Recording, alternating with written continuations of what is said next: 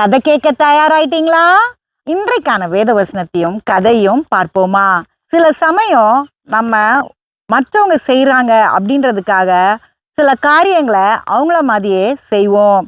ஆனால் அப்படி இல்லாமல் சில நேரத்தில் நம்ம ஒரு மாற்று வழியை நம்ம தெரிந்து கொண்டோன்னா அது நமக்கு நல்லதாக முடியும்.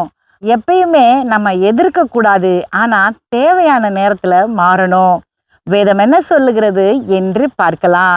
எரேமியா 7:5 நீங்கள் உங்கள் வழிகளையும் உங்கள் கிரியைகளையும் நன்றாய் சீர்படுத்தி. வசனத்தோட முதல் பகுதியை தான் உங்களுக்கு நான் வாசிச்சிருக்கேன்.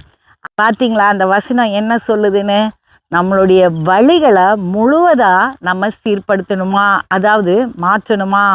அப்போது நல்ல மாற்றங்கள் ஏற்படுறதுக்கு வாய்ப்புகள் அதிகமாக இருக்குது. ஒரு மரத்தில் ஒரு மரங்கொத்தி பறவை அதோடைய பொந்தில் உட்கார்ந்துருந்தது. அந்த வழியாக எறும்புகள் எல்லாம் வந்தது. எறும்புகள் எப்படி போகும் அப்படின்னு பார்த்துருக்கீங்களா?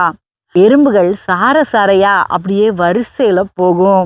முன்னாடி என்ன நடக்குதுன்னு ஒரு எறும்புக்கு தெரியாது. ஆனால் அது முன்னாடி போன எறும்போடைய சுவடுகளை பின்பற்றி நடந்து போயிட்டே இருக்கும். இப்படி தான் அந்த எறும்புகளெல்லாம் போயிட்டே இருந்தது. அந்த மரங்கொத்தி பறவை பொந்தில் வசதியாக உட்காந்துட்டு ஒவ்வொரு எறும்பாக பிடிச்சி சாப்பிட்டுட்டே இருந்தது. இது நிம்மதியாக சாப்பிட்டுட்டே இருந்தது, பறந்து இற தேடாமல். முன்னாடி போன எறும்புக்கு என்ன ஆச்சுன்னே தெரியாமல் அடுத்த எறும்பும் வந்துக்கிட்டே இருந்தது. திடீர்னு ஒரு எறும்பு இந்த பாதைக்குள்ளே நம்ம போகக்கூடாதுன்னு ஒரு மாற்று பாதையை தேர்ந்தெடுத்துச்சு. அதோடைய வழியை அதுக்கு பின்னாடி வந்த எறும்பெல்லாம் தொடர ஆரம்பிச்சுது. அதுக்கப்புறம் அந்த மரங்கொத்தி பறவைக்கு இற கிடைக்கவே இல்லை. ஏன்னா இந்த எறும்புகளெல்லாம் வேறு பாதையில் போயிடுச்சு.